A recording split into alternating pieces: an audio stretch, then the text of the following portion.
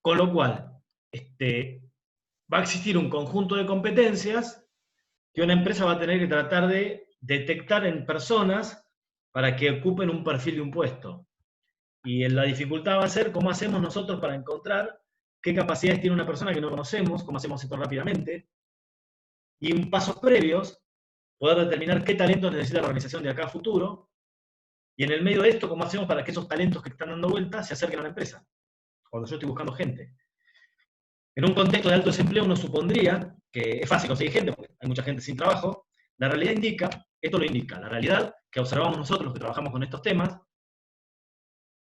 que no es fácil conseguir personas para las organizaciones, y hay un estudio hecho el año pasado por la Universidad del Mar del Plata que llega a la misma conclusión que lo hizo el área de vinculación. En definitiva, tenemos un problema y un alto nivel de desempleo, y las empresas tienen serias dificultades para encontrar personas con el talento que requieren. Lo cual es una cosa que pareciera una contradicción, pero es lo que está sucediendo, con lo cual se requieren mayores esfuerzos para atraer personas con los talentos que yo quiero y después poder elegir a la persona adecuada, en la disciplina que sea. Bueno, vamos a empezar a meter en estos temas de acá a la semana que viene, lo cual implica planificar la dotación, estudiar el mercado de trabajo, describir el puesto, reclutar, seleccionar, admitir, inducir a un puesto. ¿Está bien? Esto más o menos vamos a recorrer ahora. Yo les voy a compartir la pantalla y me interrumpen cualquier cosa que quieran preguntar. Vamos a empezar hoy y vamos a terminar el tema el miércoles que viene.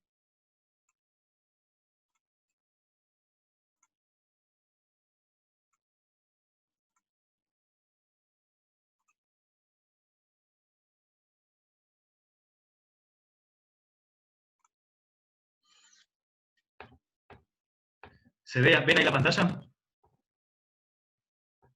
¿Están viendo la pantalla ustedes? ¿Sí? Bueno. Sí. Perfecto. Sí, se ve. Bueno, hoy vamos a empezar a trabajar lo que sería unidad 2, ¿no? La unidad 2 arranca, o incluye, digamos, todo el proceso de empleo. Todos los procesos, políticas, técnicas y herramientas que hacen al proceso de empleo, como les decía, desde planificar la dotación hasta dotar a una organización de los recursos que requiere, ¿no? Ahora, para poder dotar a una organización de los recursos humanos que requiere, lo primero que tenemos que pensar es en los puestos. Entonces, ¿qué vamos a estudiar primero? Lo que vamos a llamar en administración de recursos humanos diseño de puestos. Es la primera etapa. Y vamos a estudiar el análisis y la descripción de puestos, que sería así como el elemento básico para que exista un puesto de trabajo bien organizado en una estructura organizacional. Y recién, cuando nosotros tenemos los puestos definidos y claros para todos, vamos a poder reclutar, seleccionar, inducir, capacitar, evaluar el desempeño, digamos. ¿De qué puesto? Del puesto que alguien ocupa. El puesto siempre existe. Bueno, nuestra discusión va a ser cómo se diseña adecuadamente un puesto y cómo tenemos que pensar que los puestos de trabajo calcen en una estructura y en una estructura que esté adecuada a una organización que tiene determinada estrategia, que tiene determinadas expectativas. ¿Está bien? Con lo cual, para esto vamos a trabajar básicamente con Chavenato, que tiene análisis y descripción de puestos, y lo que vamos a hacer, vamos a retomar y vamos a recordar algunos conceptos que ustedes estudiaron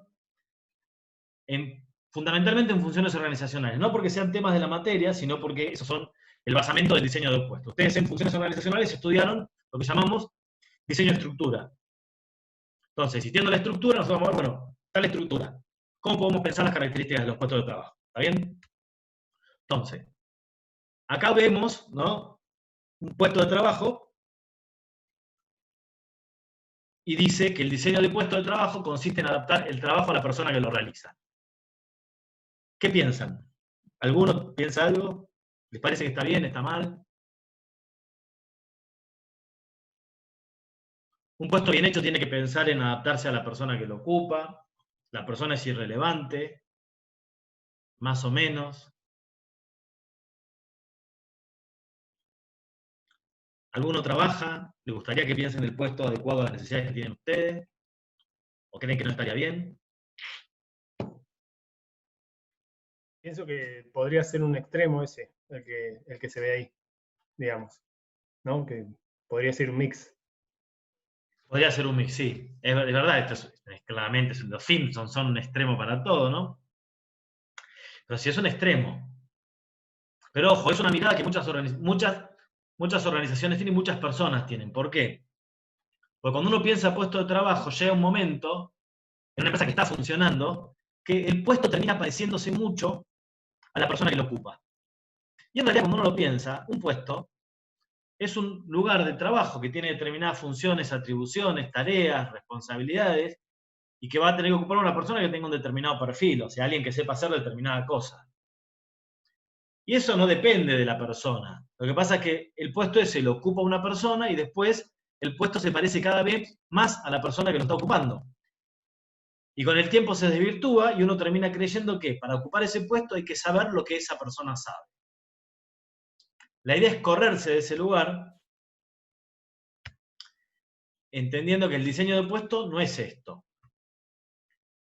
El diseño de puesto, se metió la máquina, no va a tener que ver con adaptar el puesto a la persona, sino que va a tener que ver con diseñar un puesto en base a los requerimientos de la organización. Y después, en todo caso, encontrar una persona que se ajuste lo más posible a los requerimientos de ese puesto de trabajo. Obviamente que sin olvidarnos de la persona, ¿por qué? Porque todos los componentes de economía, de clima, de las cosas que son fundamentales para que una persona viva bien en una organización, hay que pensarlos cuando uno diseña el puesto. Pero no es que uno tiene que ver a alguien y decirle, ¿qué necesita esta persona para trabajar acá? Entonces le damos el puesto a medida. Eso iría al contrario a lo que sería el diseño organizacional. ¿Está bien? Entonces, en principio lo que vamos a pensar es que un puesto está encajado en una estructura y una estructura deberá responder a una determinada lógica que tiene que ver con la estrategia de la organización, ¿no? De modo tal que, retomando cosas que ustedes estudiaron durante la carrera, podríamos decir que una empresa diseña una estrategia, un determinado rumbo, qué es lo que busca, qué es lo que desea, y a partir de esa estrategia debiera pensar cuál es la estructura organizacional que más se adecúa a lo que quiere hacer. O sea, la estructura lo que va a hacer es permitir que vinculemos actividades, asignemos tareas y coordinemos las diferentes actividades en la organización. ¿Está bien? Y acá empezamos con conceptos que ustedes ya estudiaron. Para recordar, ¿qué es estructura? Bueno, estructura va a tener que ver con la división del trabajo en tareas y en la coordinación. Recuerden, cuando uno laburaba solo, te coordinás con vos mismo. Cuando trabajan con un equipo, van a tener que ver cómo hacen para coordinarse con los demás.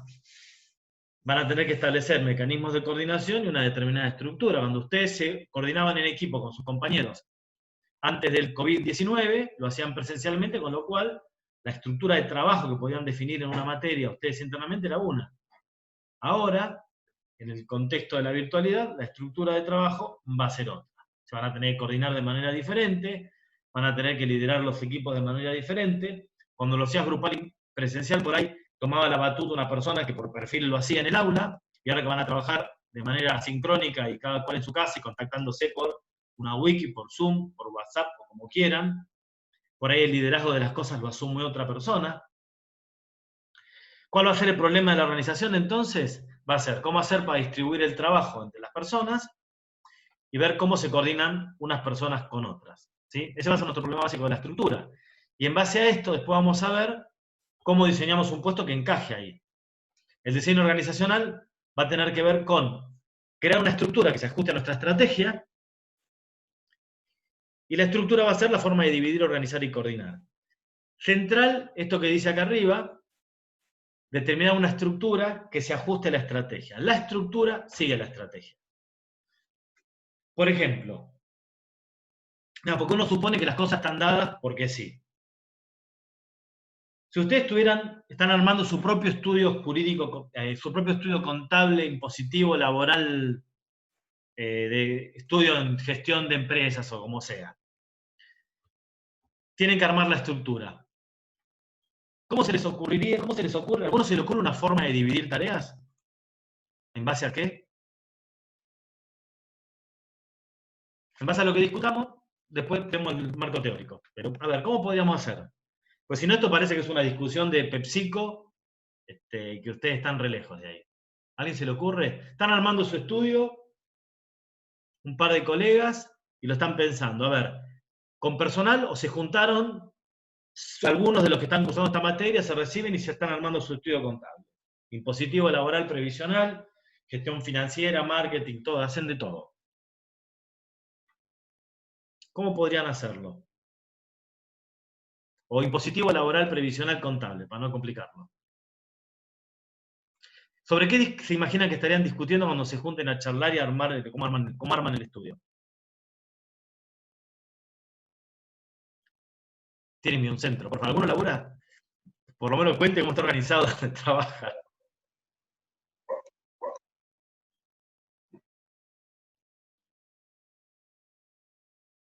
Nada.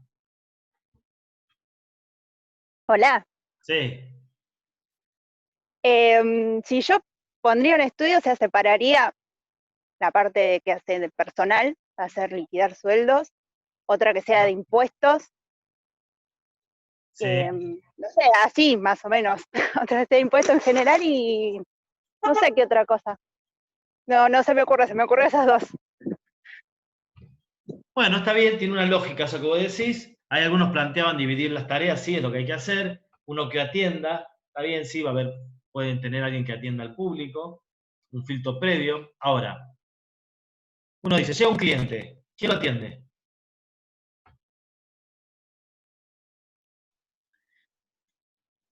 A ver, lo que vos estás planteando es tener un estudio contable, una consultora, cuyas tareas están divididas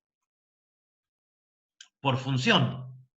O sea, vas a tener un tipo que sabe de impuestos y hace impuestos, uno que sabe de sueldo, trabaja a sueldo, uno que sabe de laboral, otro que sabe de impuestos provinciales, por ahí alguno se dedica a ganancias, por ahí alguno se dedica a balance.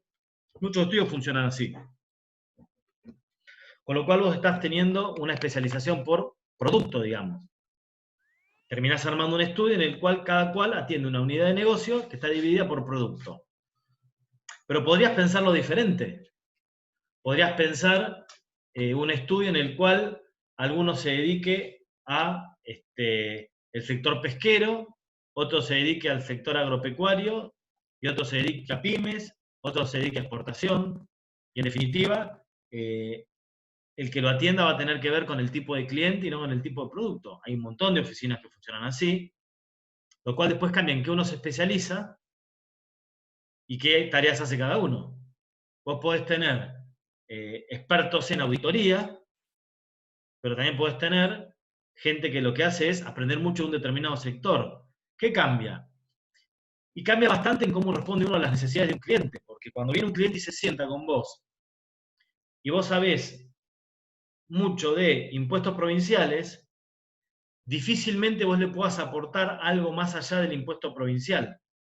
¿Por qué? Porque sos muy técnico específico en una tarea profesional concreta.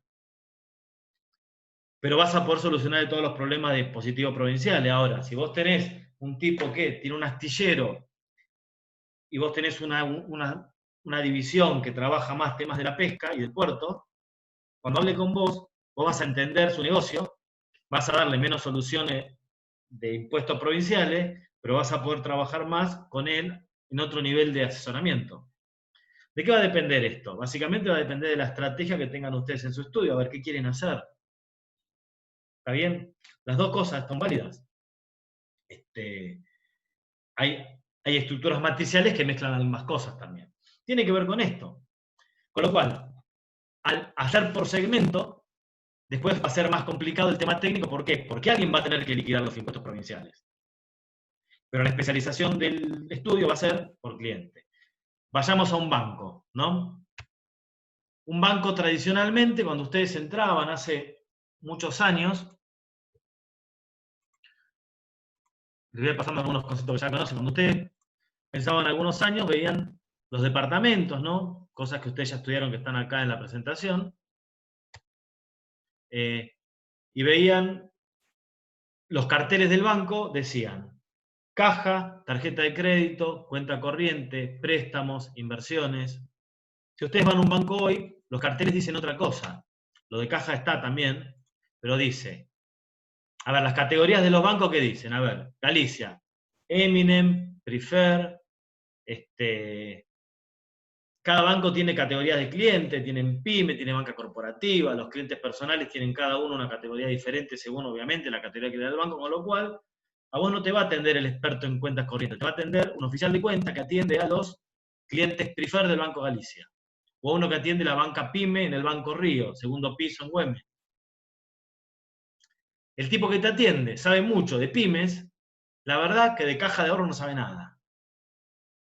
Antes el que te atendía te hacía el mejor asesoramiento de caja de ahorro, pero no tenía la más mínima idea de tu negocio. En cambio, los bancos hoy, ¿qué son? Una empresa comercial que te vende descuento de tarjeta de crédito para comprarte un pantalón. Antes lo que te vendían eran inversiones. Claramente, la estructura esta que cambió en los bancos y que podrían tener ustedes en su estudio, responde a estrategias diferentes. Conceptualmente esto es lo que les quiero decir, ¿está bien? Con lo cual no es que es una obviedad cuál es la estructura de su estudio contable de la empresa. Esto va a depender de qué es lo que ustedes quieren lograr. Y ahí van a definir el nivel tipo de autoridad, qué tan especializado va a ser un puesto. En un caso van a mandar a los chicos a hacer un curso de especialización en impuestos provinciales, y en el otro caso lo van a mandar a hacer una especialización en tributación para entender la lógica tributaria, es distinto. ¿Cómo van a armar los departamentos? Si tienen el departamento o el socio de ustedes que atiende el puerto, o si tienen el socio de usted que atiende auditoría. Claramente es distinto. Cuando hablamos de cadena de mando decimos que alguien responde a un superior, el tramo de control sería la cantidad de gente que puede atender una persona, depende del tipo de organización o la estructura que armen, pueden controlar más o menos sujetos, depende del mecanismo de coordinación que establezcan. Cuando uno delega más, puede controlar a veces más gente. Si está centralizado o descentralizado, si formalizamos todo o dejamos que la gente actúe sola. Si armamos protocolo para todo o dejamos que la gente se autogestione un poco más en la organización. Todas van a ser discusiones que se tienen en el marco del diseño. ¿Está bien? O sea que no son obviedades, son cosas que uno define cuando está pensando en una organización. ¿Qué tan, a ver, cómo agrupo unidades? Como dijimos, podría agruparlas por producto, por ejemplo, por servicio, por cliente, por zona geográfica, cada cual hará lo que le parezca razonable, según la estrategia que tenga. ¿Qué tan grande debe ser una unidad? Como agrupo, como dijimos, por lugar, por cliente, por producción, por tiempo, por proceso, nada, son definiciones estratégicas, no son obviedades. Uno define una estrategia y tiene que pensar una estructura que permita gestionar esto. Por ejemplo, si ustedes trabajan proyectos, una estructura funcional es más compleja. ¿Está bien? ¿Por qué? Porque el que lidera el proyecto después necesita trabajar con un montón de gente que tiene conocimientos fraccionados de la profesión, supongan. Entonces, si la oficina de usted está pensada de manera funcional, y de golpe les aparece un proyecto grande transversal, y va a ser complicado gestionarlo, porque en el proyecto van a tener que trabajar todos, porque está repartido el conocimiento en diferentes funciones. Las consultoras, en general, no trabajan de manera funcional, trabajan con unidades de negocio por proyecto, con lo cual hay un montón de gente que se suma a diferentes proyectos según que se requieran sus conocimientos. Cuando vos lo haces de manera funcional, imagínense, ustedes son el responsable del área financiera o el responsable del área contable, y de repente surge un proyecto y yo pido que me colabore conmigo una persona del área contable. Y para el gerente jefe del área contable, lo que están haciendo le está sacando una persona que la necesita para cerrar el balance. Entonces se siente incómodo cuando venga y le piden, préstame a Juan un par de meses que tenemos que trabajar en tal proyecto con un astillero. Si la estructura es por proyectos, es natural que Juan va a trabajar en simultáneo en un montón de proyectos. Y lo va a hacer de manera más natural. ¿Sí? Mecanismos de coordinación los estudiamos. Todas estas cosas se definen antes de pensar el puesto. A eso vamos. Estamos recorriendo algunas cosas que ya estudiaron, poniéndolas en contexto real, porque la verdad es que cuando ustedes estudiaron funciones y principios de administración eran muy chicos y le estaban hablando de cosas muy abstractas. La idea es tratar de bajarlos a la realidad. ¿Ustedes vieron, se acuerdan los mecanismos de coordinación? Adaptación mutua, supervisión directa y formalización. ¿Qué es esto? Y básicamente, cuando la organización es muy chica, somos muy pocos, o es muy profesional, uno se pone de acuerdo con el al lado fácilmente, adaptación mutua. Ahora, cuando la cosa crece, se complejiza y se dividen las tareas, es más difícil. Entonces aparecen dos cosas básicas para hacer. Supervisión directa y normalización. Supervisión directa, el jefe respirándole en la nuca al empleado, diciéndole lo que tiene que hacer todo el tiempo, lo mira y trabaja cuando lo mira. Es una definición, porque después las personas que vos tomes van a tener que ser personas que soporten la supervisión directa y vas a tener que tener jefes que sepan supervisar directamente. Y va a tener limitaciones.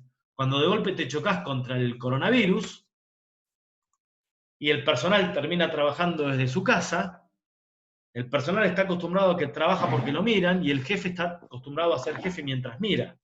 Y ahora tiene al personal en su casa y él está en su casa y no sabe cómo hacer. Porque básicamente se le movió todo. No está mal. No es un mecanismo moderno de coordinación, pero en algunos sectores es bastante natural que sea así. Pero define un montón de cosas que uno va a tener que hacer después. O sea, si ustedes van a tomar para el estudio de ustedes un estudiante de económicas, un recién graduado, y el estudio trabaja con jefes que son supervisores directos, generacionalmente gente grande, que no delega y que está acostumbrado a dar órdenes y que quiere que le cumplan las órdenes. Y el perfil de la gente va a tener que ser un perfil de gente que esté acostumbrada a obedecer órdenes. Yo ahí no podría trabajar, básicamente.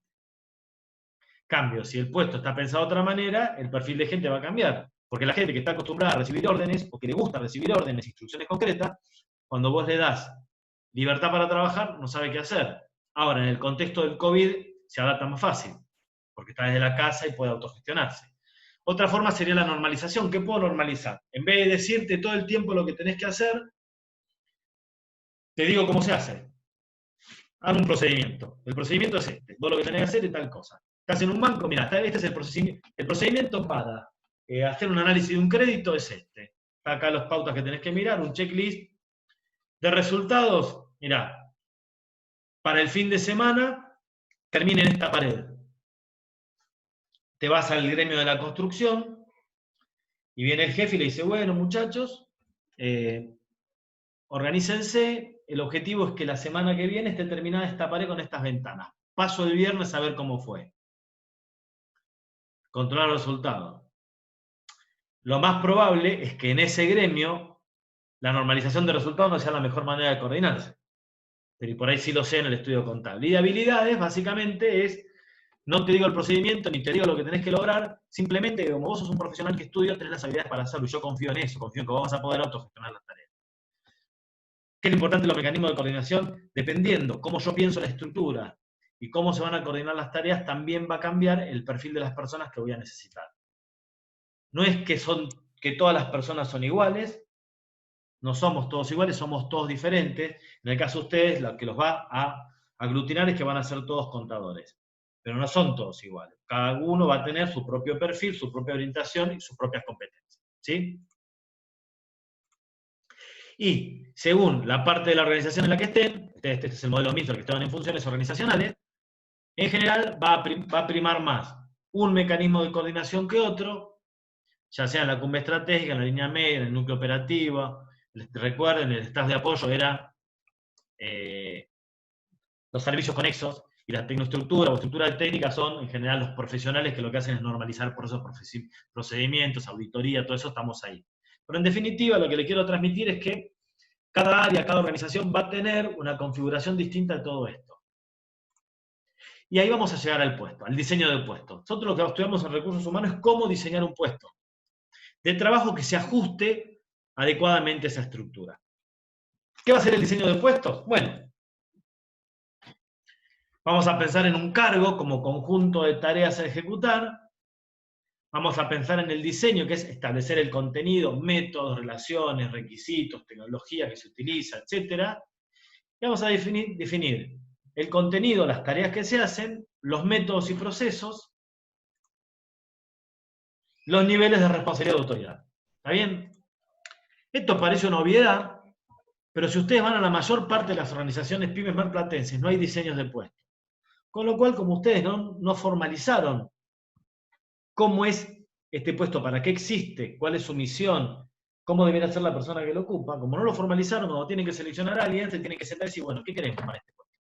Es una cosa que uno discute todo el tiempo. No pueden capacitar, no pueden formar, no pueden hacer nada si no tienen definido el puesto. Ahí están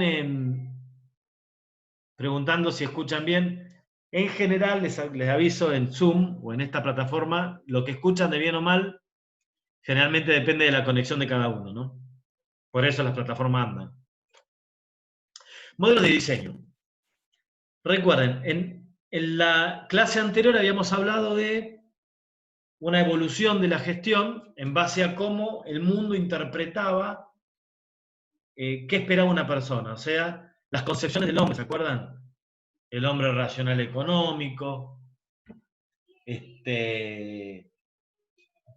un hombre más complejo, un hombre social, como, dependiendo de qué interpretamos, la concepción de qué es lo que busca una persona, es después cómo le vamos a pensar el puesto. Entonces acá, en base a eso, aparecieron algunas escuelas de diseño. Tenemos un modelo clásico, estudio de tiempos y movimientos, Taylor, divido las tareas, controlo, divido las tareas, eficiencia, eficacia. Lo que se hacía era estudiar, desmenuzar las tareas de cada uno en lo más mínimo y después hacer que sean lo más eficientes y eficaces. Tiene que ver con el hombre racional económico, con lo cual es como despiezar algo y diseño un puesto que piense exclusivamente en la eficiencia. La versión más tradicional de la administración pensaba así, está lleno de puestos de esta manera.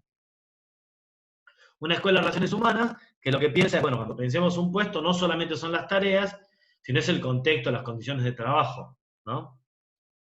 Generemos un adecuado ambiente de trabajo para que las personas trabajen bien, porque en un puesto totalmente eficiente, yo divido la tarea en 27.000 pedacitos y es bastante alienante. Si ustedes entran a trabajar a un estudio y les dicen que ustedes se van a dedicar a hacer control de cuenta corriente de grandes supermercados, y específicamente de clientes chicos, ustedes lo que van a estar haciendo en el estudio es tildar facturas durante todo el día.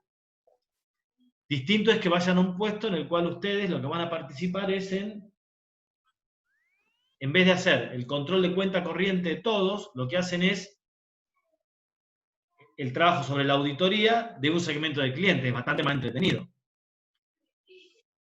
Ahí va a entrar la escuela de recursos humanos. Ya pensamos en un puesto más ampliado, enriquecido, en lo que uno piensa, un sujeto más autónomo que lo que quiere es variedad de tareas, autonomía, que se quiere identificar con lo que hace, que quiere tener retroalimentación. Y acá aparece una dicotomía muy habitual.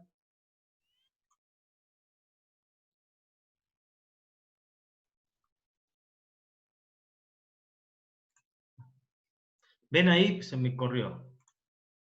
¿Ven ahí la pantalla? Una dicotomía bastante habitual que tiene que ver con que ustedes van a trabajar, supongan, ¿no? Muy común conseguir prácticas de verano o ir a trabajar a las grandes consultoras de contabilidad y auditoría de Buenos Aires, ¿no? Price, KPMG, Deloitte, alguna de esas. Arthur Andersen antes.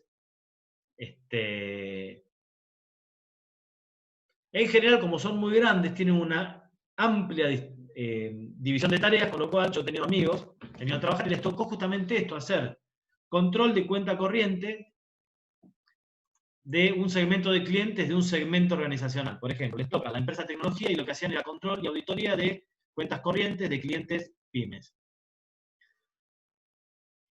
Lo hace, pero ahora le controlan las cuentas corrientes de clientes pymes a General Motors, Toyota, grandes empresas, pero en realidad la tarea que hacen es de bajo nivel, muy repetitiva. Y por ahí ustedes, en vez de hacer eso, se van a un estudio mediano de Mar del Plata, el cliente que tienen es chiquito, pero ustedes están colaborando en el cierre del balance.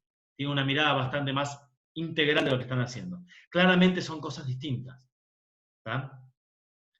Ninguna de las dos cosas es la panacea, básicamente responden a perfiles diferentes. Para poder estar tildando facturas de un segmento de clientes en una consultora grande de Buenos Aires, hay que tener un determinado perfil. Muy distinto al que está participando en un proceso completo de auditoría de una empresa chiquita. ¿Tá? Esto marca una evolución en el tiempo, pero la realidad es que los tres modelos de diseño coexisten. Hay empresas que por el sector tienen puestos más parecidos a un modelo clásico, dividido, con un jefe que hace supervisión directa, y hay organizaciones que tienen un modelo mucho más amplio, como puede ser una consultora, usted contar una empresa tecnológica. Y es lógico por el tipo de tareas que hacen, por el tipo de segmento, y también cambia mucho según el nivel organizacional. En algunos niveles es más normal que uno piense en darle variedad a la gente, y en otros espacios la gente no quiere variedad. ¿Qué voy con esto? Es importante darse cuenta que no todo el mundo valora lo que valora uno. Hay gentes que quieren puestos, que nadie los moleste, que le digan lo que tienen que hacer, cumplir un horario y listo, y hay gente que quiere desafíos profesionales, desafíos laborales, y que motoriza el cambio. Como esto existe, existen estructuras diferentes, tengo que encontrar la persona adecuada, ¿no? Entonces, ¿qué vamos a definir? Vamos a definir tareas, atribuciones y funciones. La tarea es un conjunto de actividades individuales pequeñas, funciones y atribuciones tienen que ver con tareas un poco más complejas o conjunto de tareas, y el cargo va a ser lo que definimos como posición en el organigrama, ¿sí? La herramienta específica para diseñar cargos en la administración de recursos humanos es la descripción y análisis de puestos. Esta es específicamente la herramienta. Lo demás es contexto para que entiendan por qué los puestos hay que pensarlos y que no los tenemos que dar como un hecho. No son un dato. Cuando yo no tengo puestos diseñados claramente, el puesto va a terminar respondiendo a lo que hace la persona que lo ocupa. Cada persona que ocupa el puesto va a darle un cariz parecido a su propio perfil. Y esto no es lo adecuado, no es lo correcto, porque se supone que la persona que tiene que estar ahí tiene que responder a una determinada lógica, y la lógica no la pone el gerente, no la pone el jefe, la lógica la pone la organización. ¿Está bien? ¿Qué va a ser en la descripción y análisis de puesto? Bueno, vamos a tener dos partes. Una que piensa el puesto hacia adentro, aspectos intrínsecos, que básicamente piensa las tareas y las atribuciones. A ver, este puesto, ¿qué implica? ¿Hacer qué cosas? ¿Hacerlas cómo? ¿Cada cuánto tiempo? ¿En qué lugar está este puesto? ¿A quién responde? ¿A quién supervisa? ¿Con qué métodos de trabajo trabaja este puesto? O sea, ¿qué tecnologías usa? Son todos los aspectos significativos del cargo y de lo que va a tener que asumir la persona que luego lo ocupe. Y después, esto es la descripción del cargo. El análisis es ver los aspectos más extrínsecos, que tiene que ver con qué requisitos le exige a una persona este puesto. A ver, ¿qué perfil va a tener que tener la persona que lo ocupe? ¿Qué competencias va a tener? En términos modernos le vamos a llamar competencias. Estamos pensando en el puesto sin la persona que lo ocupa, estamos pensando en diseñarlo, estamos pensando en hacer dos cosas. O sea, la descripción te va a incluir en términos de chavenato el nombre del cargo, que podrá responder a la lógica clásica o no. Ahora, el nombre en sí mismo no nos dice nada, porque si ustedes piensan en McDonald's, por ejemplo, tenés gerente de sucursal, a ver, son dos gerentes. Tienen el gerente operativo de una sucursal. El gerente operativo de una sucursal de McDonald's o de Burger King, ¿es gerente? ¿Cumple una función gerencial? ¿O es simplemente un puesto de jefatura que le pusieron de nombre gerente? Y encima en la modernidad aparecen team leader, team project manager. Hay un montón de denominaciones. Con lo cual, lo único que me define claramente qué tipo de puesto es la posición en el organigrama. ¿Qué vamos a definir ahí? Nivel de subordinación, nivel de supervisión y relaciones colaterales. Vamos a definir. ¿Cuál es el nivel de reporting? A ver, ¿a quién reporta? ¿A quiénes supervisa?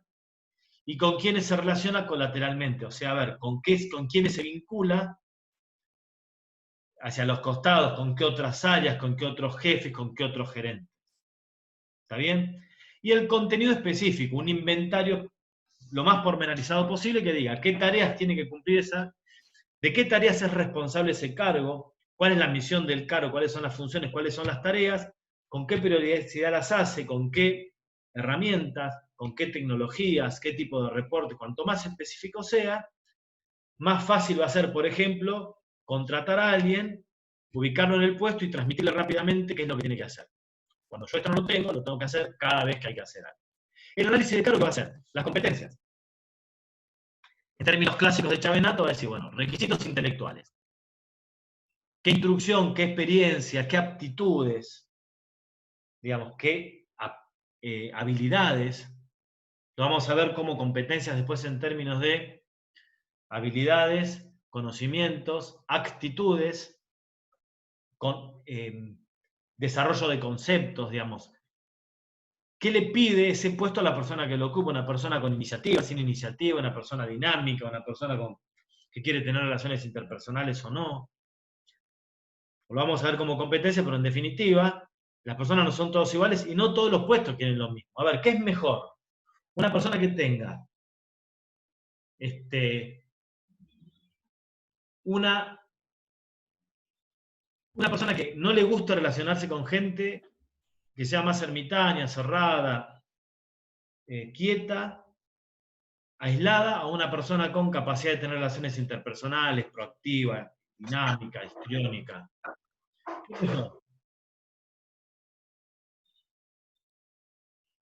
¿Qué les parece que es mejor para un puesto de trabajo? Creo que por lo menos para mí dependería también de las características que se hayan fijado o sea, las condiciones que se hayan fijado para los métodos de coordinación y demás, digamos. Perfecto, Julián. A ver, por ejemplo, ¿en qué puesto te vendría bien un tipo que sea callado, introvertido, que le guste estar solo, que no le Y en un guste nivel relacionarse con otros? productivo, ¿Qué? en algún nivel productivo, digamos, en donde sean procesos más bien mecanizados. Por ejemplo, por ahí un tipo que está haciendo desarrollo de software en la parte de programación específica, él necesita un tipo de recontraanalítico, y ese tipo generalmente es recontraanalítico y, viste, no es el más histriónico líder de grupo, no tiene perfil comercial. O sea, como decís vos, no es lo mismo todo. No es que, y en general lo que ocurre es que las dos cosas no vienen juntas. A ver, vos sos una persona con un perfil con grandes capacidades creativas y desarrollo de conceptos blandos, o sos el mejor auditor. Pero la verdad es que al tipo que es muy creativo, dinámico y que tiene esta cosa de relacionarse y es social, en general no es el mejor encontrando diferencias en un balance. Porque básicamente se dispersa, porque está 5 minutos tildando diferencias en unas cuentas contables y al minuto 6 quiere charlar con el de al lado. Y se va. Lógicamente es lo que me sucede a mí. Y después tenés que volver y tardás 10 minutos en volver a ver dónde habías dejado, con lo cual no existe la persona perfecta para todos los puestos. Entonces acá definimos, en términos del diseño de puesto, análisis de cargo, requisitos intelectuales. ¿No? No todo se define por el título. Ustedes van a ser contadores, pero van a ser todos diferentes. Requisitos físicos, esfuerzo físico, complexión, concentración. Hay que tener mucho cuidado, porque por una cuestión obvia de la modernidad, diversidad organizacional y demás, hay que tener mucho cuidado en qué pone uno ahí. ¿No? Porque no puede ser requisito que atiendan a la discriminación. ¿Qué responsabilidades incluidas tiene? A ver, una persona va a ser responsable por ¿qué tipo de cosas? Materiales, equipo, dinero, documentos, seguridad de terceros, información confidencial. No todo el mundo puede manejar información confidencial. Vieron que hay gente que cuando sabe algo tiene la necesidad de contárselo. Y si le decís no le cuentes a nadie, más necesidad todavía. Como los runners de Buenos Aires que los encerraste y ahora salieron a correr todos juntos, lo mismo. Yo siempre doy un ejemplo, mi vieja es peluquera. Si ahora estaba acá grabado, lo va a ver, me va a matar. Mi vieja es peluquera. Con lo cual, ella tiene la necesidad de contar lo que vos le decís. Y se lo cuenta obviamente a las clientas que le cuentan todo. Después aprendió a manejar Facebook, con lo cual ahora le decís algo y se entera el barrio y los alrededores, porque ahora lo publica en Facebook y en Instagram. Mi vieja no podría trabajar nunca en un lugar en el que se maneje información confidencial, que la contaría. El perfil de ella no incluye esa competencia. Y la verdad no la incluye, y por más esfuerzo que haga, no la va a incluir jamás. Porque guardando información confidencial, sufre, básicamente. Cada cual tiene perfiles para determinadas cosas. Condiciones de trabajo, ambiente de trabajo, riesgos. Riesgos inherentes que tienen que ver con un puesto, en qué tipo de ambiente de trabajo va a estar, un ambiente cerrado, abierto, en un aula, en una oficina chiquita, grande, con ventilación, con ventanas, sin ventana, al aire libre. Por ejemplo, yo trabajé cuando estudiaba y apenas me recibía en el mercado de abasto, para describir una situación concreta, ¿no?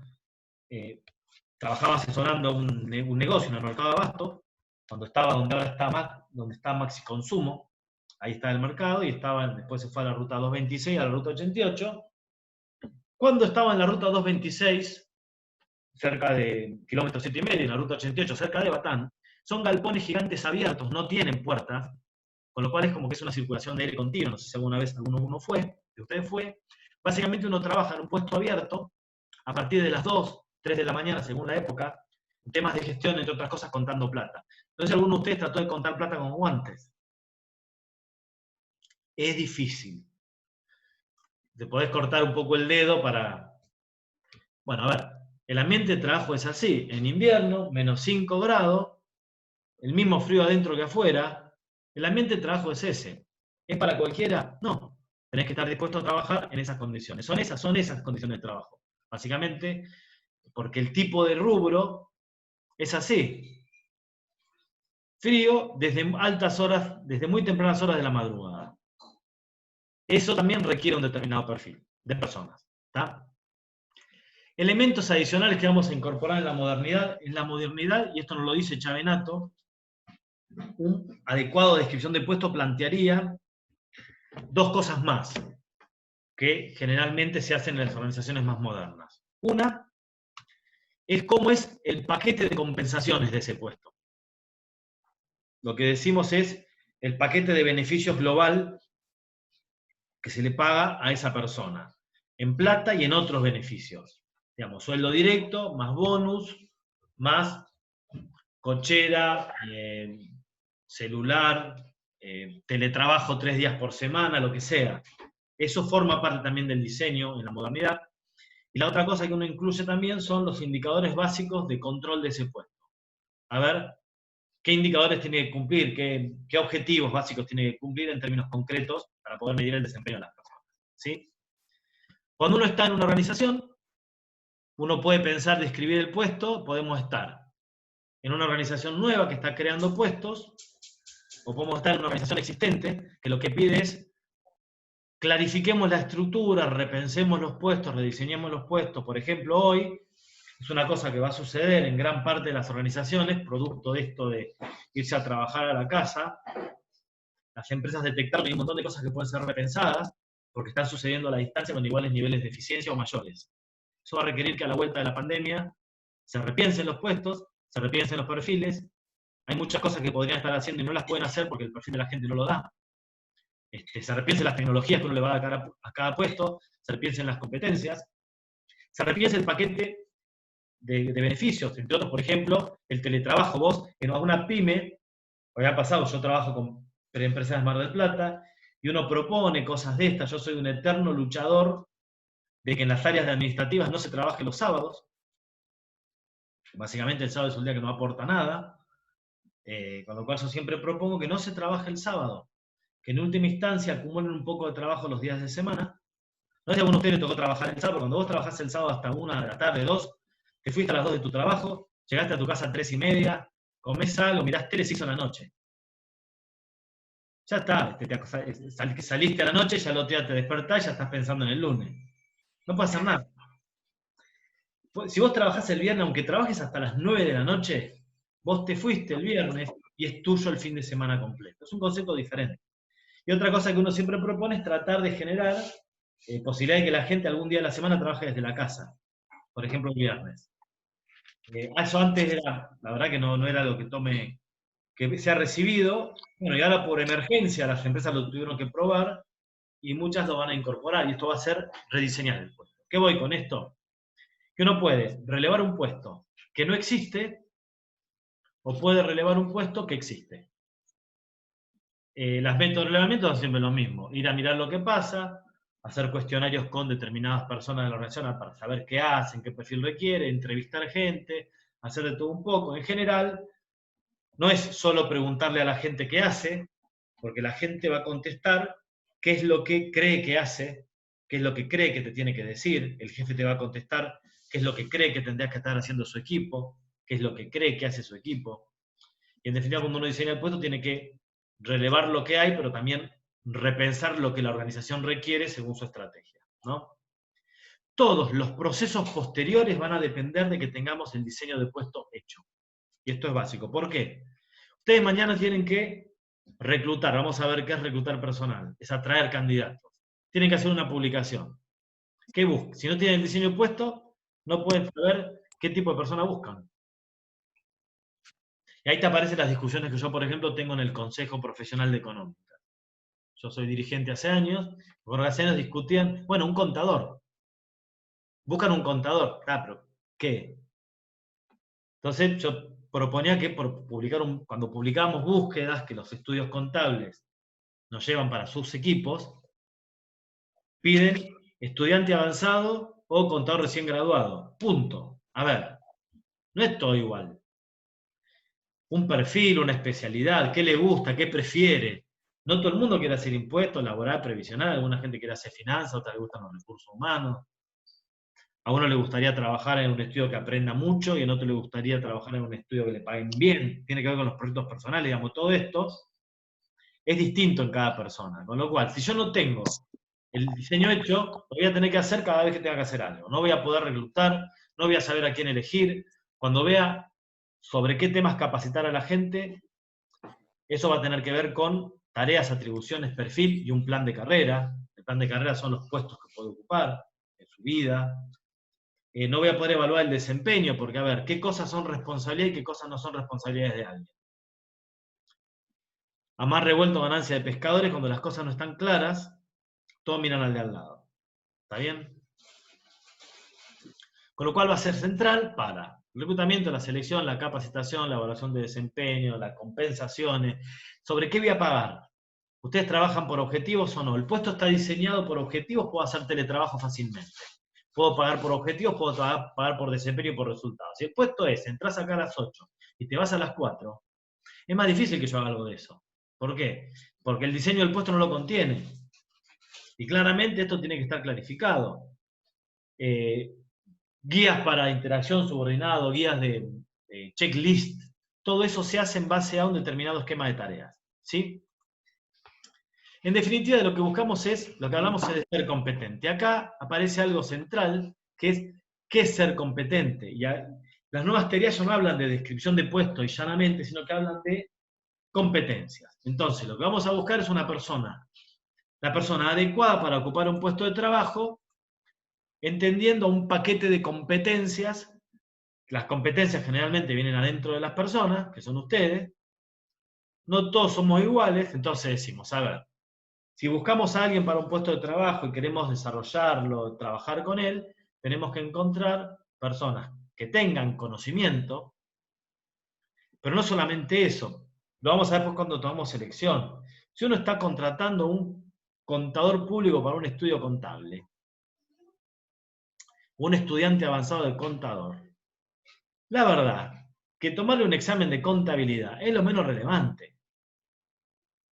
Si ustedes tuvieran que seleccionar una persona para que sea chofer de un colectivo, lo menos relevante es que sepa manejar. O sea, a ver, eso tiene carnet profesional, punto. Y lo que no lo sabe lo puede aprender. ¿Qué les parece que es lo más importante que tenga un chofer de colectivo que va a trabajar en Capital? ¿Qué se le ocurre puede ser? Cosas que sean importantes que uno tendría que saber antes de contratarlo.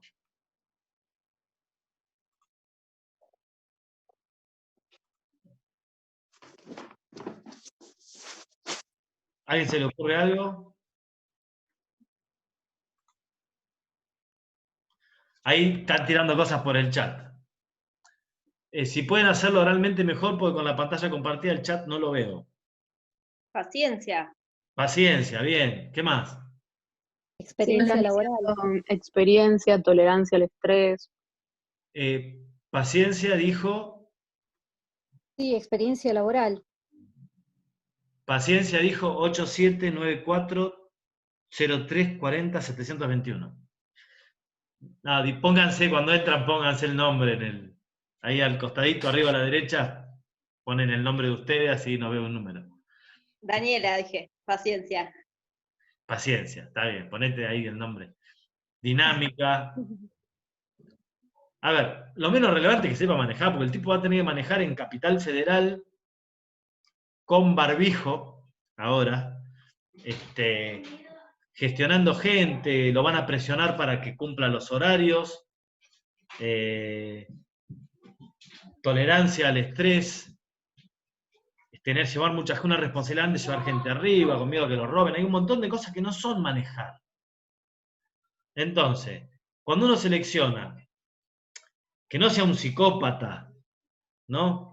Que no baje con un palo del colectivo y se pelee con la gente que le toca bocina, todo eso tiene que ver con competencias más blandas. Si bien acá me dicen conocer las calles y recorridos, la verdad es que es verdad, eso es cierto. Eso es más aplicable a los choferes de taxi hasta que se inventó hasta el Google Maps. Ahora ya no, la verdad es que no tanto. Y en el chofer de colectivo, la verdad, le van a dar un recorrido, se lo va a aprender. Va a ser siempre el mismo recorrido, como una calecita, da siempre la misma vuelta. Va a tener más que ver, estas cosas que están acá, dice que no tenga adicciones, va a ser importantísimo en la selección, porque siempre se olvidan ustedes de las pruebas de salud. Pero ven que acá hay un montón de cosas que no hacen al conocimiento, sino que hacen a las habilidades que tenga y a las actitudes que tiene la persona y al comprender el contexto en el que se mueve. La comprensión del contexto es que por más caliente que esté con alguien que le tocó bocina, él es chofer de un colectivo, no puede bajar con un palo. ¿Esto se puede detectar? Sí, para eso existen las pruebas de selección, los expertos, los psicólogos, hay herramientas, no es que, bueno, pero ¿cómo hago para enterarme de eso? Bueno, hay gente que yo trabajo en selección, yo no hago prueba de selección, no soy psicólogo. Pero uno, sabiendo qué perfil tiene, detecta qué competencias voy a buscar, elige un psicólogo que le puede transmitir lo que busca para que el psicólogo haga prueba adecuada y trate de encontrar, por ejemplo, si es paciente, si es tolerante, si es neurótico, si es psicótico, etcétera, etcétera. ¿Sí? Nuestro problema es que básicamente las competencias, como dijimos, conocimientos, que se aprenden, habilidades, que se desarrollan con el entrenamiento y actitudes, que tienen que ver con la personalidad, con características personales. Hay un speaker muy conocido que lo que dice es C más H por A, ¿no? C más H sería conocimientos más habilidades por A. Lo que dice que es el conocimiento y la habilidad suman, la actitud multiplica. Es más importante encontrar las actitudes adecuadas que el conocimiento y la habilidad. Una buena actitud modifica el funcionamiento de un grupo. O sea, como hincha de Boca, no quiero que vuelva Centurión. A que le gusta el fútbol entenderán lo que estoy diciendo. ¿Por qué? La actitud. ¿Tá? Las tres cosas se pueden detectar. Entonces, cuando estemos en una organización, vamos a tener un puesto, personas, y voy a tener que tratar de encontrar y sostener siempre este equilibrio entre las personas, las competencias que tienen las personas y el puesto de trabajo. Y gestionar pensando las competencias que requiere el puesto hoy y las competencias que requiere el puesto a futuro. ¿Está bien? Competencias individuales y competencias organizacionales. Esto ya lo dijimos, son diferentes tipos lo van a leer, de competencias que podemos encontrar. Pero fundamentalmente, lo importante es que lo que todo el mundo mira rápidamente es el conocimiento, les hacen pruebas de conocimiento, van a un estudio contable y le hacen una prueba para ver si saben hacer un asiento contable. La verdad es lo que menos me importa. A mí lo que me importa cuando contrato gente para mí es que la gente pueda resolver problemas solo, que se autogestione, que sea autónomo. Nosotros a la gente le damos proyectos para liderar, le damos problemas para solucionar y queremos que lo solucionen solos y que pidan orientación. Con lo cual el conocimiento se aprende. Me interesan mucho más que a mí los rasgos de personalidad y las motivaciones que el conocimiento en sí mismo. Obvio que vamos a elegir a la persona que más sepa que podamos, porque el conocimiento es la base de todo. Pero lo que lo va a potenciar es lo demás. ¿Cuál es el problema? Que en esta teoría del iceberg, lo que uno ve fácilmente es la habilidad, lo que es más difícil de encontrar son los otros rasgos. Motivación, los rasgos de personalidad que potencian eso otro. Es más difícil detectarlos y en definitiva son los que definen el éxito de un empleado en una organización, ¿no? Definir un puesto y definir el paquete de competencias que ese puesto le va a exigir a la persona que lo ocupe va a ser central. y va a ser objeto, obviamente, de uno de los primeros trabajos prácticos que van a hacer. Las organizaciones que no tienen definidos sus puestos tienen dificultades en casi todo lo asociado a la gestión de recursos humanos. ¿Dudas hasta acá? ¿Consultas? ¿Inquietudes? ¿Aportes? Les aclaro, hoy está en debate todo lo que tiene que ver con las competencias. Se dice que estamos en un momento en el que se van a redefinir las competencias de la gente a futuro de una manera bastante distópica, por lo que llamamos Revolution, por los cambios profundos que está habiendo en el mercado de trabajo. Y esto es una opinión personal, avalada por lo que plantea gran parte de la neurociencia, las organizaciones cada vez van a buscar perfiles más asociados a la capacidad de resolver problemas y adaptarse a contextos complejos y cambiantes, que al conocimiento técnico experto específico de una cosa concreta. ¿Por qué? Porque evoluciona rápidamente. Cambia rápidamente, con lo cual las organizaciones tienden a buscar más personas con competencias blandas, de estas que están acá, de estas 3 que están acá abajo, autoconcepto, personalidad, motivaciones, y no tanto el conocimiento en sí mismo. Una vez que tenemos un puesto pensado, que existe un puesto de trabajo, que está diseñado, obviamente que todo esto pasa en simultáneo en las organizaciones, pero imaginemos una empresa nueva de última, tengo el puesto, después hay que ocuparlo. En esta unidad vamos a estudiar el diseño del puesto y también el proceso de ocupar el puesto de trabajo, ¿no? Es lo que llamamos un sistema de alimentación. ¿Qué interviene en esto? Interviene en todos los procesos asociados a planificar la dotación que voy a necesitar en cantidad y calidad de personas, cómo atraigo candidatos para ocupar esos puestos, cómo los elijo y cómo los incorporo al puesto razonablemente bien. ¿Sí? ¿Por qué? Porque como dijimos el otro día, el objetivo básico de recursos humanos está asociado a dotar a la organización del conjunto de personas con las competencias adecuadas para poder desempeñarse hoy y en el futuro en la organización. O sea, el perfil futuro de recursos humanos, que hablamos el otro día, que hace qué es lo que busca uno como organización, va a ser central, y nosotros tratamos de pensar hoy la dotación que vamos a necesitar de acá a futuro. Esto no es una cuestión menor. Ustedes son estudiantes de la facultad, ¿no? Imagínense la facultad, producto de todo esto, empieza a pensar desarrollar un poco más la educación a distancia, ¿no? La educación no presencial. Si pensamos en el perfil clásico de un docente universitario, que lo que hace es dar clase en un curso presencial, tiene un conjunto de competencias. Y si pensamos en un docente que lo que va a dar es clase en un curso virtual, tiene otro conjunto de competencias muy distinto. ¿Qué diferencias se les ocurre que puede haber en cuanto a las competencias y capacidades de un docente más para el curso presencial que un docente más para un curso virtual? ¿Qué se les ocurre?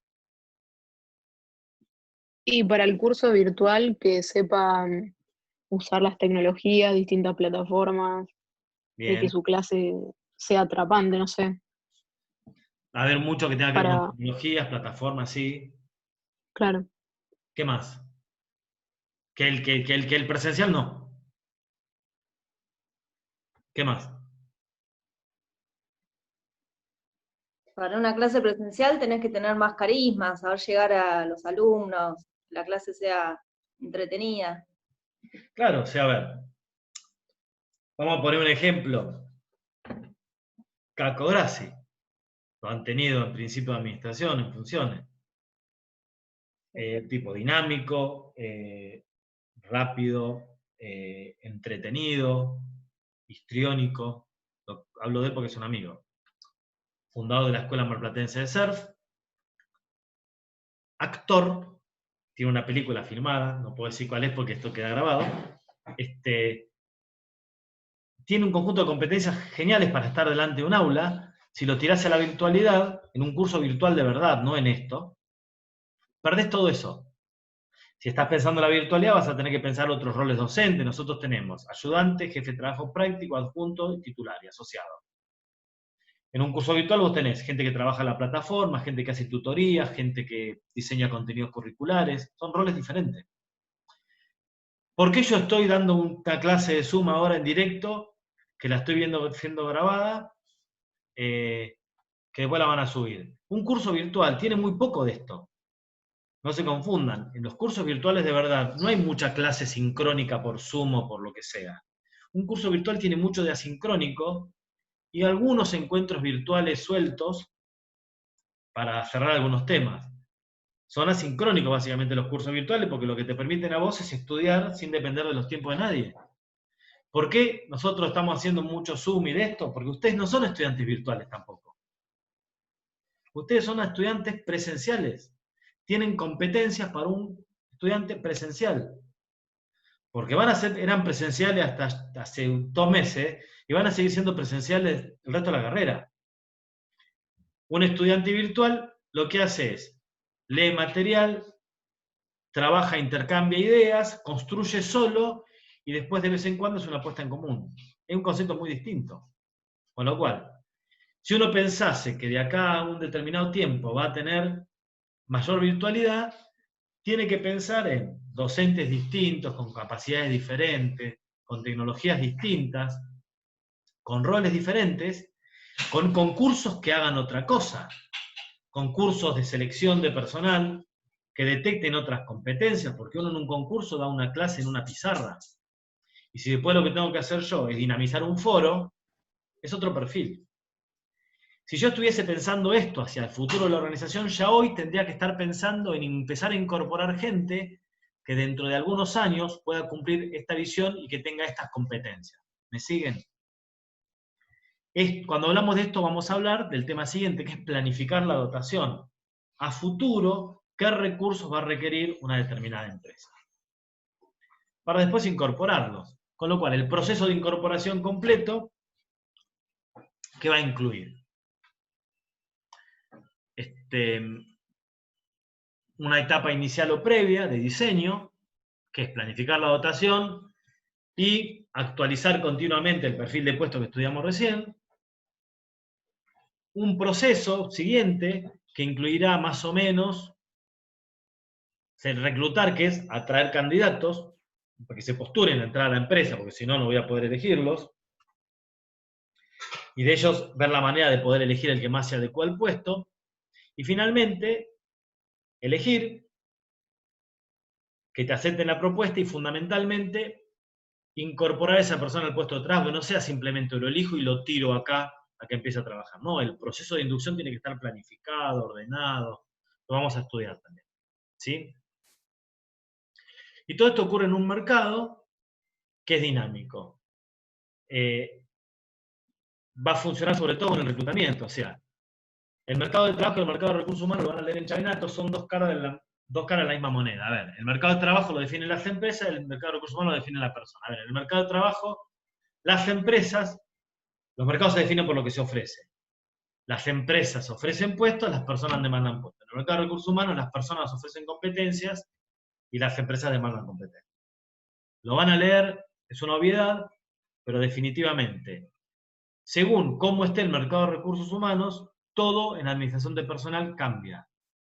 Según un lugar, en un momento y según cómo esté la oferta y la demanda. Claramente, si hay más empresas que ofrecen puestos que personas que los buscan, los esfuerzos de la gestión van a ir para un lado y si ocurre lo inverso van a ir para otro. Está en el mundo de las obviedades, léanlo, pero básicamente cuando hay exceso de mano de obra y pocas empresas, obviamente va a ser mucho más fácil atraer candidatos y elegir gente. Ahora, en contexto como este, hay alto desempleo, pero en determinados segmentos no hay gente. Digamos, no hay talentos que las empresas necesitan, no los pueden encontrar. La planificación de la dotación que va a ser, entonces, va a ser un proceso que nos permite anticipar la cantidad y calidad de personas que requerimos para los puestos de la organización, pensando ahora hacia el futuro. Esto va a implicar, esto lo pasamos, encontrar metodologías que me permitan anticipar esto, ¿no? Ustedes van a leer algunos modelos, yo simplemente lo que les digo es que hay herramientas para poder anticipar la cantidad y calidad de personas que voy a necesitar, por ejemplo, en el contexto que les decía, una universidad que quiera generar más actividades virtuales, un estudio contable que quiera desarrollar más actividades virtuales, va a haber un montón de cuestiones tecnológicas, pero también va a haber un montón de gente que tenga que poder asimilar esas cuestiones tecnológicas. Tenemos modelos basados en la demanda, según lo que demandan los clientes, la cantidad de gente que voy a necesitar. Tenemos modelos que piensan en segmentos de cargo, digamos, no todos los puestos crecen o no según la demanda. Tengo que encontrar factores que definen el crecimiento o no de determinadas áreas de la empresa. Modelos que piensan más en el flujo de personal, o sea, cómo anticiparme a la gente que requiero, pensando en ascensos, promociones, fallecimientos, gente que renuncia, gente que es despedida, gente que se jubila, digamos, cómo anticiparnos para reemplazarlos. Y modelos más complejos que piensan en todo esto. Es el modelo de flujo de personal, lo que yo estoy pensando es cómo se mueven las personas hacia afuera de la organización de modo de poder anticiparlo. Por ejemplo, el Estado tiene serias dificultades para esto, porque nunca puede iniciar un proceso de cobertura de un cargo hasta que la persona que lo ocupa no se va. Pero en empresas privadas es más fácil, uno cuando sabe que hay alguien que se puede ir, yo puedo anticipar esa necesidad y empezar a formar a alguien, empezar a generar posiciones intermedias, dotar de responsabilidad, ya empezar a planificar que si no tengo a alguien afuera, lo tengo que buscar adentro, puedo buscar afuera. Se refiere a esto.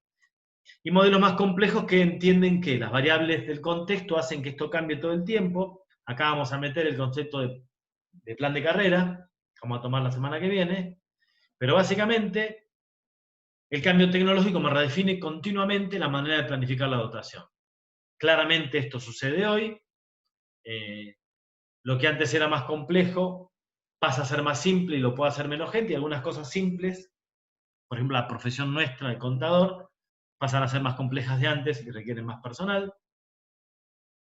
La evolución tecnológica modifica la cantidad de personas que puedo llegar a tener para atender un área, para atender una problemática, y básicamente el contexto tecnológico que hace que aparezcan y desaparezcan puestos de trabajo todo el tiempo, ¿no?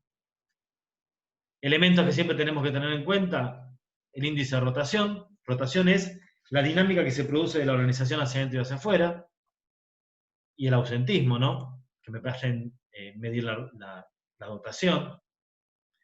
El índice de ausentismo es la cantidad de horas año que el personal que está cobrando no está trabajando. Esto tiene que ver el ausentismo no justificado y el ausentismo justificado. Hay sectores que tienen altos niveles de ausentismo, hay sectores con bajos niveles de ausentismo, y esto va a afectar claramente el tamaño de la dotación que yo voy a tener.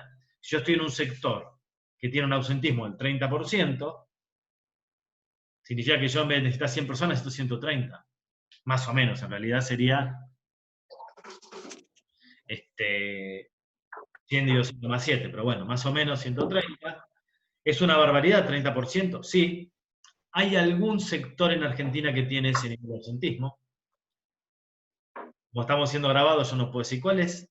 Y vos tenés un 5%, que es una tasa más normal, eso definirá tu dotación también. Entendiendo que la rotación y el ausentismo tienen costos, ¿no? Entonces voy a tener que anticipar el nivel de dotación para poder pensar anticipadamente que voy a tener que o desarrollar internamente personas para ocupar esos puestos que surgirán en el futuro o que existen hoy, o que voy a tener que atraer candidatos para que lo ocupen. ¿Está? Cuando hablamos de traer candidatos y vemos este tema, la introducción de este tema, y los dejo porque me van a odiar, 1 hora y 20 de Zoom es mucho. Cuando hablamos de reclutamiento, ¿de qué hablamos? Hablamos de la organización divulgando la existencia de una vacante a ocupar para atraer candidatos. El reclutamiento o búsqueda de personal es una actividad de comunicación que trata de atraer gente para que se postule a ocupar un determinado puesto en una empresa o una organización, y dependiendo de la calidad de la búsqueda, del reclutamiento que hagamos, va a ser tan buena o no la selección que podamos hacer, porque vamos a elegir entre los candidatos que se postulan, candidatos internos o candidatos externos. El reclutamiento y la selección se ven como dos procesos distintos, porque reclutar es atraer, es un proceso de atracción, es más parecido al marketing, y la selección es escoger. Y a tal punto son dos cosas distintas que hay consultoras que se dedican a hacer el reclutamiento, y hay consultoras que se dedican a hacer selección, y hay consultoras que se dedican a hacer las dos cosas. Es más, hay una disciplina dentro del reclutamiento que es el headhunting, headhunters, digamos que la traducción es bastante literal. Lo que están diciendo son cazadores de talentos de alta gerencia. Son consultoras que se dedican a captar talentos de organizaciones para que ocupen puestos en otras organizaciones. Cuando una empresa importante busca un gerente, un directivo, lo más habitual es que busque gerentes o directivos que estén en otras empresas y los atraiga, como los gerentes. La gente que busca puestos gerenciales o puestos medios altos, no es que está revoleando currículums por la web todo el tiempo, porque hay cuestiones que tienen que ver con la confidencialidad, uno no le manifiesta al mundo fácilmente que está con intención de buscar trabajo, porque se puede saber. El hecho de atraerlo es más artesanal. Ya sea artesanal o no, el reclutamiento es una fase esencial que va a tener que ver con una fase de investigación, digamos. ¿Cómo encuentro un lugar donde están las personas que yo quiero contratar para ocupar un determinado puesto en la organización? Comunicarme con ellos y atraerlos. El problema básico es que no todo el mundo,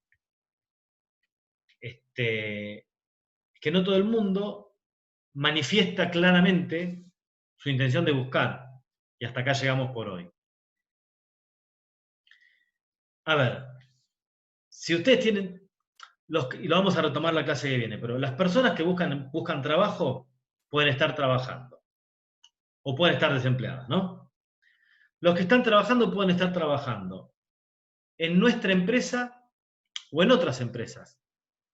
Digamos, ustedes cuando quieren reclutar o atraer candidatos podrían buscar lo que llamamos reclutamiento interno, como está planteado acá, o lo que llamamos reclutamiento externo, o sea, poder ir a buscar candidatos adentro de la organización o afuera de la organización. ¿Sí? Cuando estoy buscando internamente, tendré que hacer un tipo de investigación para encontrar si hay alguna persona talentosa para ocupar un puesto. Cuando una empresa es chiquita es más fácil, cuando una empresa crece es un poco más difícil.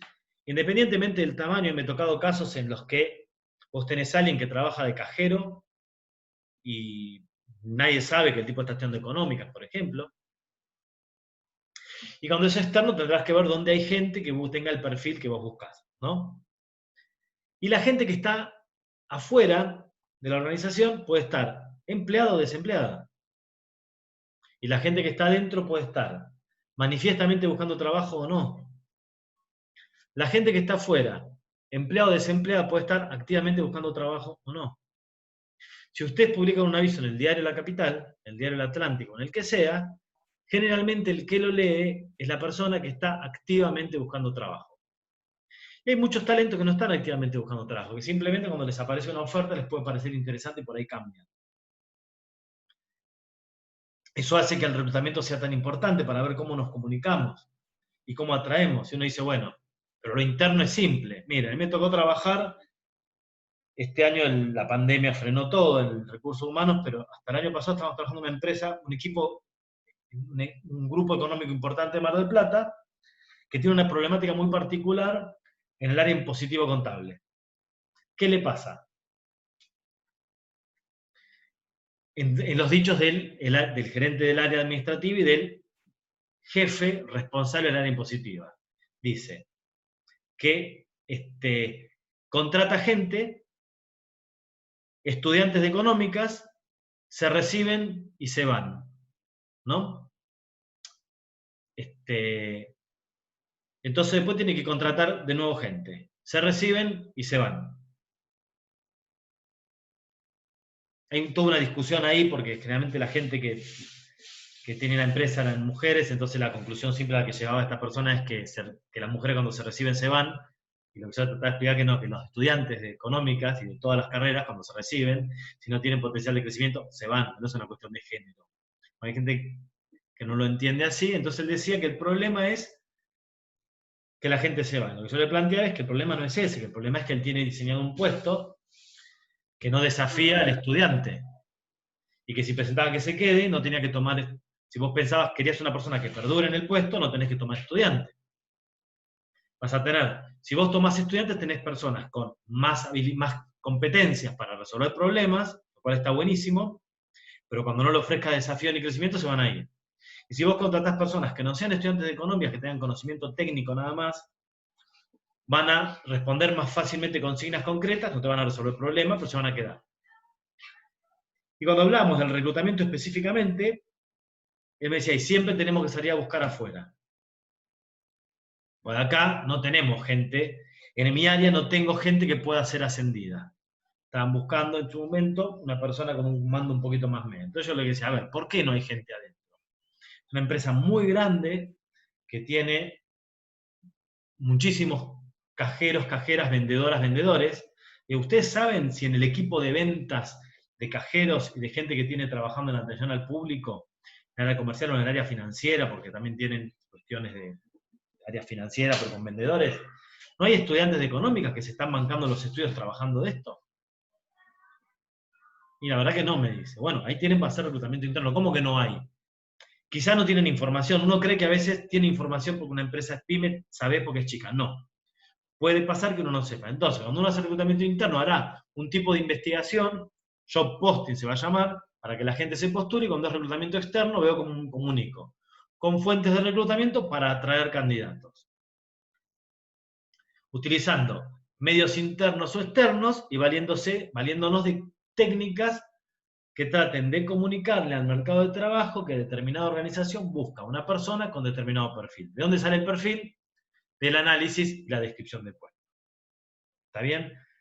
La semana que viene, ¿qué vamos a hacer? Vamos a ver cómo se hace el proceso de atracción de candidatos, cómo se hace el proceso de selección de candidatos y cómo uno debiera hacer, más o menos de manera ordenada, un proceso de inducción de esa persona al puesto de trabajo, porque el mejor candidato, si vos no le armás un proceso que lo haga sentir cómodo al principio, por ahí se va.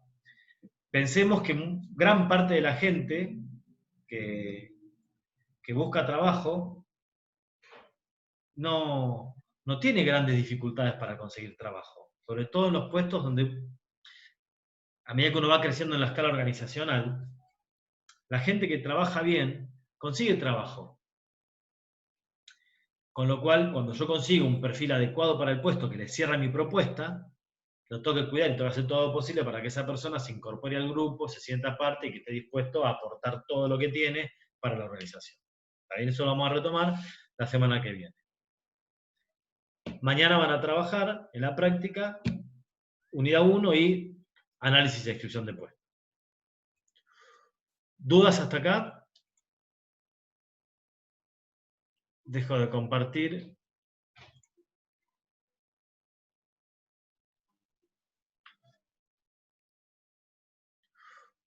¿Dudas, consultas, aportes?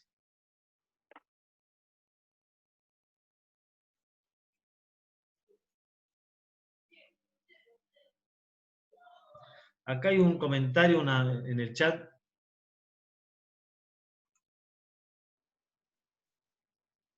Que dice, es de Vampiros 1010, no lo entendí.